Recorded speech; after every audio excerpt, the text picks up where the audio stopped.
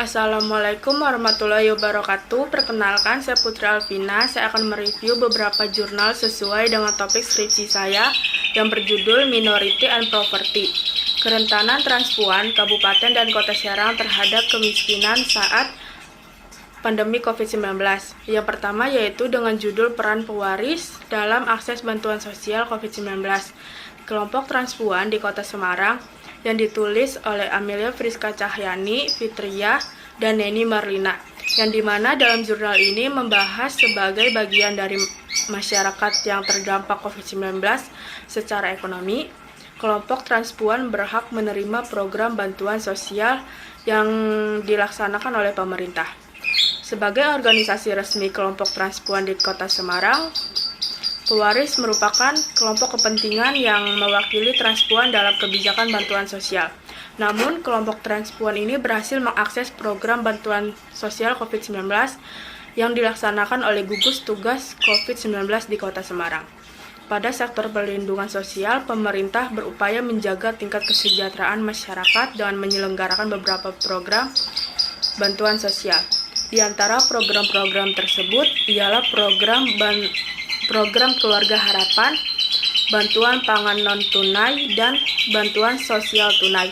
Stigma buruk masyarakat terhadap kelompok transpuan dan diskriminasi yang terjadi di lingkungan kerja menjadi faktor utama. Selain rendahnya tingkat pendidikan pada kelompok transpuan sendiri, pemenuhan hak perlindungan sosial bagi kelompok transpuan semestinya tidak didasarkan hanya pada hal-hal yang bersifat administratif seperti kepemilikan KTP semata. Sebagai warga negara dan bagian dari masyarakat yang terdapat COVID-19 secara ekonomi, kelompok transpuan berhak memperoleh jaminan sosial berupa bantuan sosial dari negara berdasarkan posisi esensialnya sebagai manusia. Sedangkan untuk BST dan bantuan COVID-19 di Semarang merupakan program bantuan sosial baru dilaksanakan pada saat COVID-19 melanda. Selanjutnya, mengurangi prasangka negatif terhadap transpuan dengan metode kontak imajiner melalui foto voice kepada orang muda di Tangerang, Indonesia. Ditulis oleh Verena Debivena, Diki, dan Pelu Pesi. Tingginya kekerasan dan kebencian berdasarkan identitas minoritas tertentu semakin meningkat di Indonesia, terutama kepada kelompok transpuan. Dikarenakannya perlu dilakukan intervensi yang bertujuan untuk meningkatkan toleransi terhadap kelompok identitas gender dan minoritas. Diskriminasi dan kekerasan terhadap kelompok minoritas telah menjadi fenomena sehari-hari di Indonesia, termasuk kepada kelompok minoritas gender yaitu waria, atau selanjutnya disebut transpuan. Manfaat praktis penelitian ini diantaranya adalah untuk memaparkan pengalaman transpuan dan mengurangi prasangka negatif terhadap transpuan. Dengan penelitian ini, peneliti berupaya untuk membuktikan bahwa prasangka negatif terhadap transpuan dapat dikurangi dengan kontak imajiner. Kontak imajiner yang positif mampu mengurangi kecemasan antar kelompok dengan memperkecil jarak sosial, sehingga mampu mengurangi prasangka negatif terhadap transpuan. Hasil penelitian menunjukkan bahwa terdapat penurunan prasangka negatif sebesar 0,4 terhadap transpuan pada saat post-test dibandingkan pada saat pre-test apabila dibandingkan secara umum pada faktor seks esensial dan jarak sosial. Selanjutnya, aktivitas komunitas Sanggar Seroja dalam mengedukasi transpuan di Jakarta ditulis oleh Frank Marco dan Septia Winduwati. Namun, istilah yang tidak dirasakan oleh komunitas LGBT, terutama komunitas transpuan seperti dalam hak kesehatan, pekerjaan, dan masih banyak lagi sehingga mereka harus menjalani hidup yang berbeda dikarenakan pilihannya yang berbeda dari kebanyakan orang. Banyak dari mereka yang putus sekolah, tidak bekerja, dan terjerumus ke dalam dunia kriminalisasi. Hal ini bisa jadi salah satu contoh kurang perhatian komunitas transpuan serta merupakan salah satu alasan utama didirikannya Sanggar Seroja untuk mengedukasi serta memberdayakan transpuan di Jakarta. Sanggar Seroja ini berusaha mengedukasi transpuan melalui kegiatan kesenian dan kegiatan usaha mikro kecil menengah atau UMKM. Hasil dari penelitian ini adalah aktivitas komunikasi yang dibentuk oleh Sanggar Seroja komunikasi yang edukatif, saling terhubung, dan juga Sanggar Seroja mengadakan kegiatan yang berguna untuk mengembangkan potensi dalam diri transpuan. Manusia hidup berkelompok dan menciptakan budaya yang diteruskan dari generasi ke generasi. Di masa pandemi seperti ini, Sanggar Seroja masih melakukan kampanye yang menumbuhkan keberanian kalangan transpuan yang lain untuk bersuara dan beropini melalui media sosial yang ada. Sanggar Seroja juga merangkul sesama komunitas LGBT, terutama transpuan dan kalangan awam, lewat seminar daring atau webinar mengenai kehidupan sebagai transpuan. Tidak hanya seminar, Sanggar Seroja juga melakukan kegiatan UMKM, yaitu Dapur Madam Seroja, dengan tujuan untuk memberikan kalangan transpuan kemampuan non-teknis atau soft skill. Selanjutnya, pemenuhan hak sipil dan politik terhadap warga transgender lembaga swadaya masyarakat di Yogyakarta, ditulis oleh Diki Adisatrio. Bagaimana regulasi perlindungan dalam pembuatan kartu tanda penduduk bagi transgender di Yogyakarta? Transgender merupakan warga negara yang memiliki hak dan kewajiban yang sama di hadapan hukum, sama seperti warga negara lainnya. Jika dalam KIHSP, persamaan hak yang diatur secara tegas hanyalah persamaan hak antara laki-laki dan perempuan.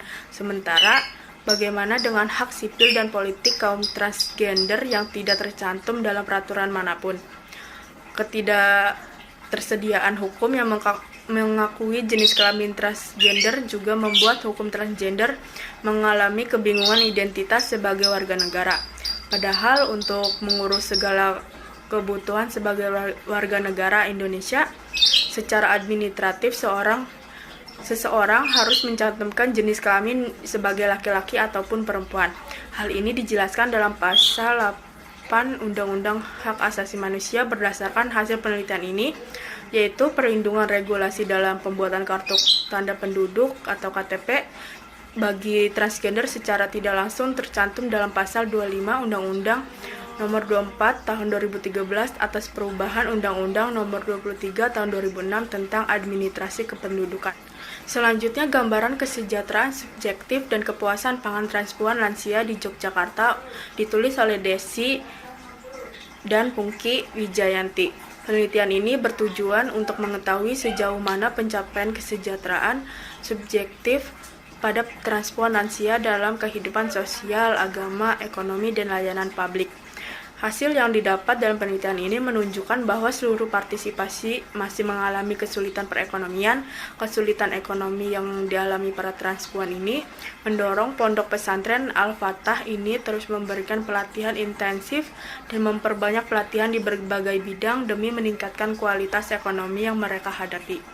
Perbedaan identitas secara fisik dan tertulis di kartu identitas, yaitu KTP, menyebabkan transpuan sulit mengakses setiap fasilitas yang menuntut adanya kartu identitas, seperti perolehan dana pemerintah, asuransi, dan pekerjaan. Sulitnya mendapatkan pekerjaan yang layak dan formal berpengaruh pada kondisi ekonomi dari transpuan tersebut. Selanjutnya, resiko akses pangan pun menjadi berdampak. Faktor penentu kerawanan pangan transpuan dipengaruhi oleh stigma berbasis gender yang berdampak pada stabilitas keuangan dan membatasi mereka untuk membeli makanan yang cukup. Walaupun sebenarnya bantuan makanan sering muncul, tetapi basis agama yang digunakan untuk memberikan saluran menjadi salah satu penghalang akses bagi transpuan.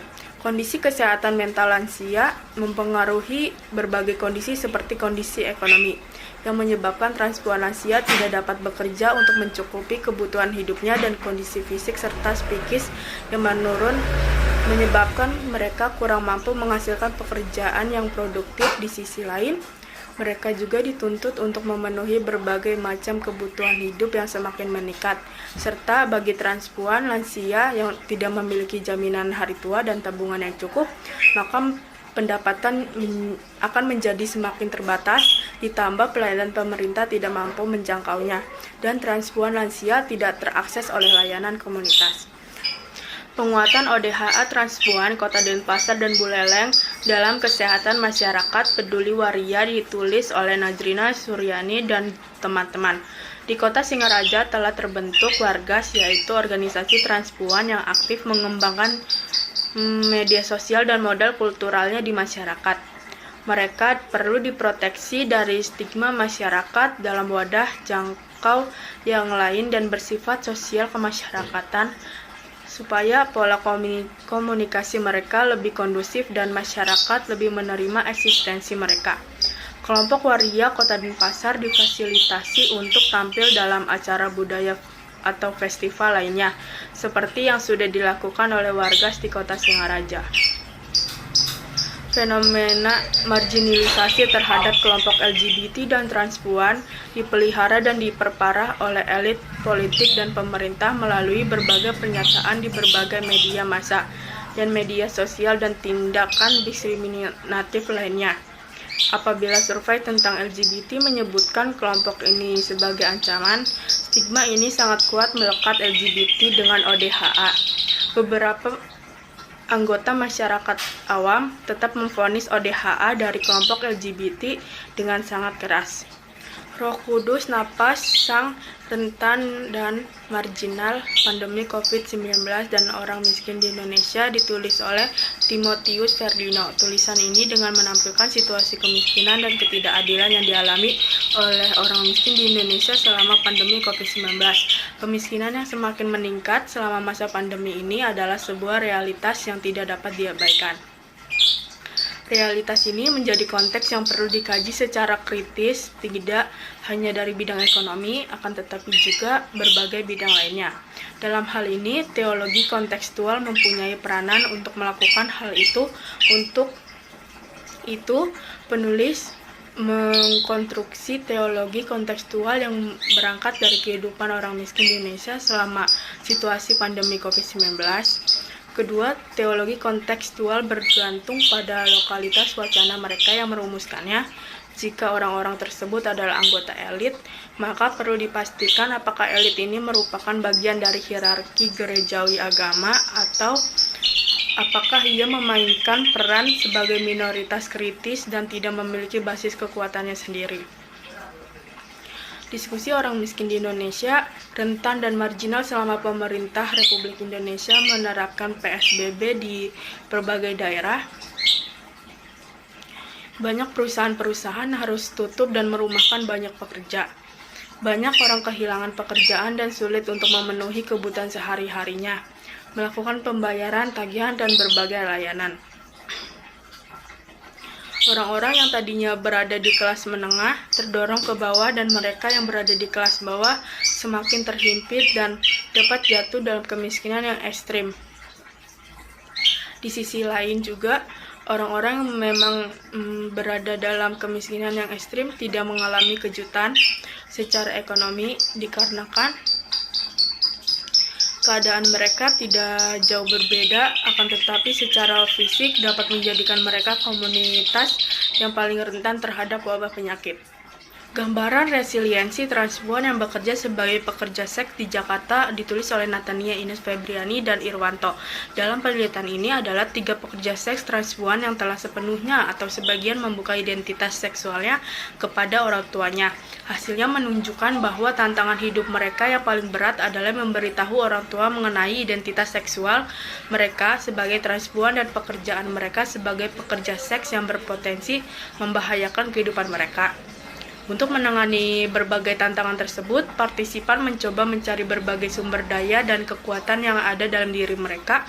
Selain itu juga mereka mengandalkan dukungan dari keluarga dan rekan sebaya di Sanggar Suara. Komunitas transpuan sangat mudah menjadi sasaran transfobia dikarenakan ekspresi gender ataupun karakteristik anatomi seksual mereka terlihat berbeda.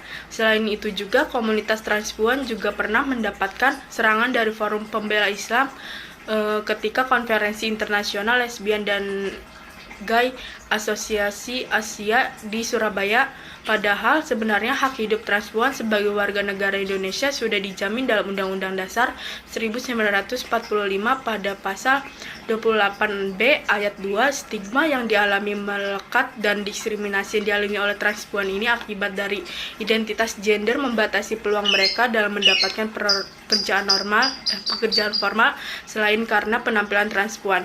Banyak pekerjaan formal yang membutuhkan kualifikasi pendidikan tertentu, keterbatasan peluang kerja dan adanya kebutuhan yang harus dipenuhi oleh bertahan hidup membuat banyak transpuan yang akhirnya terpaksa bekerja sebagai pekerja seks. Terlihat bahwa proporsi anggota komunitas transpuan di Indonesia yang bekerja sebagai pekerja seks sangatlah tinggi. Stigma negatif dan diskriminasi yang kerap dihadapi komunitas transpuan menjadi semakin berlapis ketika mereka bekerja sebagai pekerja seks. Dalam pekerjaan sehari-hari, pekerja seks di seluruh dunia, baik dalam industri pornografi, prostitusi, dan penari telanjang, menghadapi kendala berupa stigma.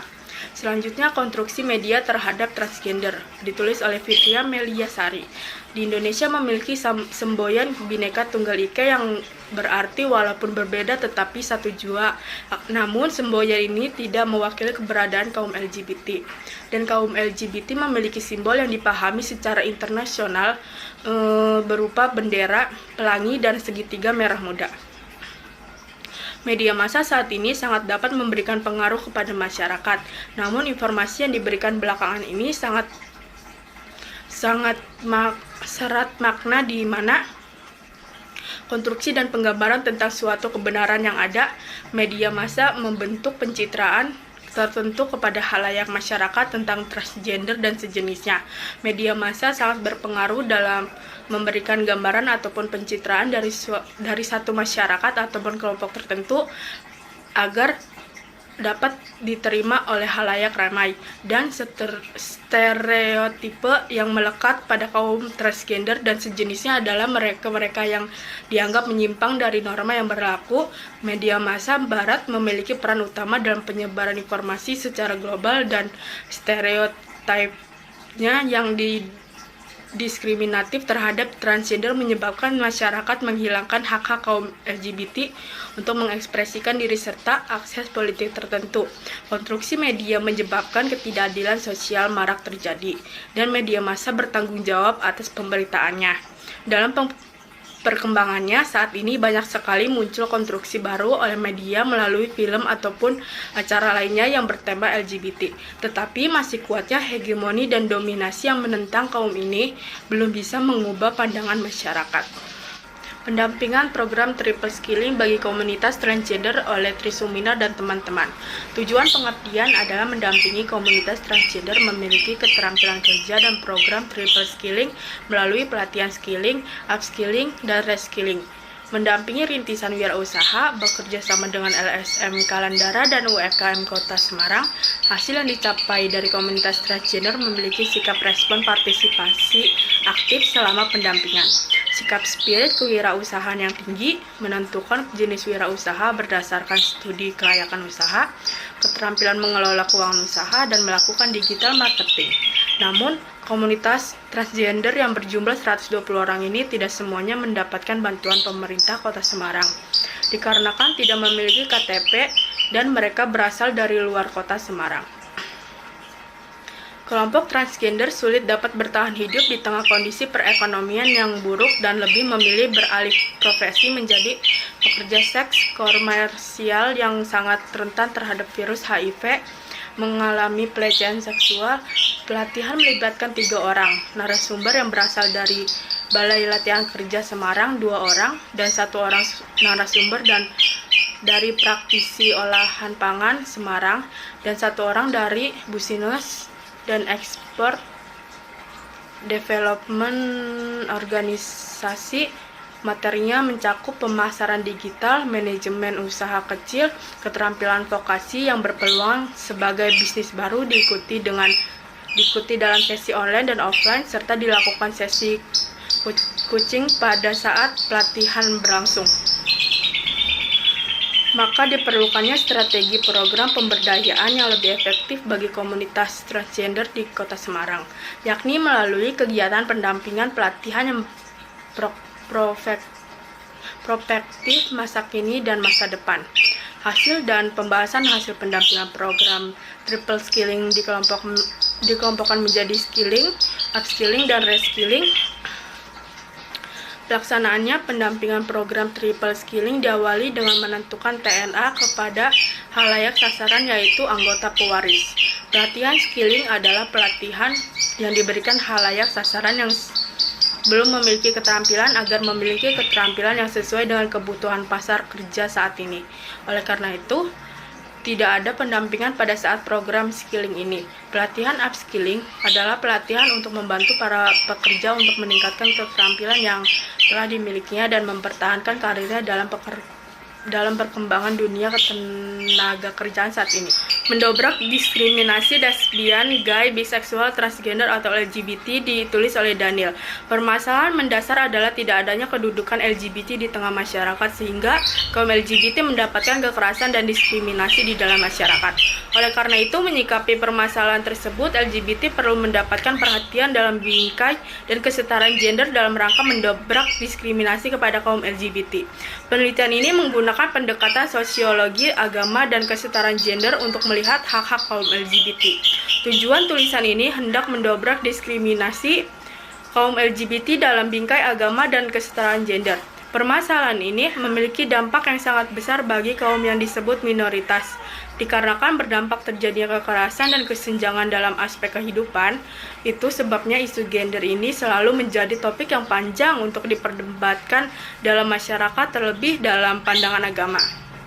Dengan adanya ketidaksetaraan gender dalam masyarakat, menimbulkan adanya perbedaan status sosial di tengah masyarakat, posisi dan peran dalam agama.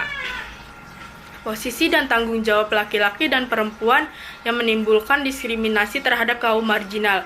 Isu gender menjadi topik yang sangat penting untuk diperhatikan dikarenakan realitas yang terjadi adalah adanya perbedaan gender yang mengakibatkan terjadinya perbedaan status, peran, dan tanggung jawab antara laki-laki dan perempuan. Ketidakadilan gender sampai saat ini belum dapat dipecahkan, meskipun gerakan-gerakan feminis telah berjuang untuk mengangkat derajat perempuan. Namun, dalam konteks kehidupan sosial, keluarga syarat terjadi kekerasan dalam rumah tangga, bahkan dalam kehidupan sosial budaya yang memelihara budaya patriarki memposisikan perempuan sebagai kelas 2. 3 faktor yang menopang fenomena keagamaan ini adalah patriarki, androsentrisme, dan seksisme. Berdasarkan ketiga paham tersebut, perempuan menjadi terpinggirkan dalam proses formulasi doktrin agama, sehingga melahirkan perbedaan gender di mana perempuan didiskriminasikan dan mendapat ketidakadilan. Kesenjangan gender masih terlihat dalam kehidupan masyarakat, sehingga sangat rentan terjadi penindasan, diskriminasi, dan kekerasan. Dalam masyarakat umum, gender selalu dipahami sebagai jenis kelamin, laki-laki dan perempuan. Cakupan gender tidak hanya berbicara tentang laki-laki dan perempuan, namun juga berbicara tentang mereka yang memiliki orientasi seksual LGBT. Beberapa tradisi agama memiliki norma dan mengatur seksualitas perempuan dan laki-laki, dan menggambarkan hubungan yang sering erat antara seksualitas dan agama. Banyak tradisi memiliki norma yang membatasi seksualitas perempuan dan mengutuk homoseksualitas dan biseksualitas. Itu saja review jurnal dari saya. Terima kasih.